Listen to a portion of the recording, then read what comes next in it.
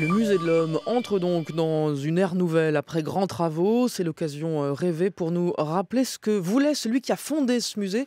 Et ça fait du bien même, le compteur est à moins 79 ans. Oui, on revient en mai 1936. Le grand anthropologue Paul Rivet est à la tête du musée d'ethnographie du Trocadéro depuis 1928. Farouchement opposé à l'anthropologie physique qui hiérarchise les races, Rivet se voit confier la fondation du musée de l'Homme, qui n'est encore qu'un projet en mai 36. Alors l'archive sonore que vous allez entendre est vieille de 79 ans, sa qualité est évidemment un peu dégradée, mais tendez bien l'oreille, les propos de Paul Rivet méritent d'être écoutés aujourd'hui. Un peuple ne peut être défini que par l'ensemble de ses caractères physiques, culturels et linguistiques. C'est cette conception synthétique que le futur musée de l'Homme s'efforcera de rendre accessible au public. Ce public saura ce qu'il faut penser scientifiquement de cette notion de race qui à l'heure actuelle trouble tant d'esprits.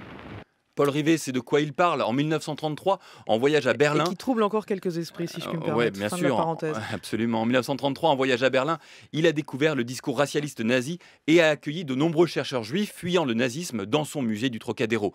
Le musée de l'Homme, inauguré en 1937, est ainsi un lieu scientifique, mais aussi politique, le lieu de l'affirmation du rejet du concept de race. Et ce lieu devient plus politique encore avec la guerre. Absolument. Le matin du 14 juin 1940, avant même le discours du maréchal Pétain, prenant l'armistice, Paul Rivet placarde lui-même sur les portes de son musée le poème de Kipling « Tu seras un homme, mon fils », if en anglais, comme un appel à se battre, un appel à ne pas se résigner à la défaite. Et un mois plus tard, le même Rivet adresse une lettre ouverte au maréchal Pétain où on peut lire « Monsieur le maréchal, le pays n'est pas avec vous, la France n'est plus avec vous ». Forcé à l'exil, il fuit Paul Rivet en Colombie en 1941 et assistera de loin à l'héroïsme de ses anciens amis réunis dans le fameux réseau de résistance du musée de l'Homme.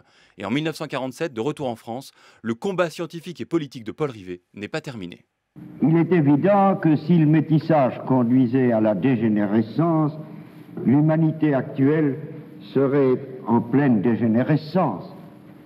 Parce que l'humanité actuelle est le résultat de croisements multiples qui se sont exercés depuis environ 125 000 ans. Et nous sommes en Europe et en France les descendants d'une multitude de croisements. On ne parle plus de race. Voilà. Sur fond de débats nauséabonds sur la race blanche, la réouverture du musée de l'Homme montre que des décennies plus tard, Paul Rivet nous parle encore.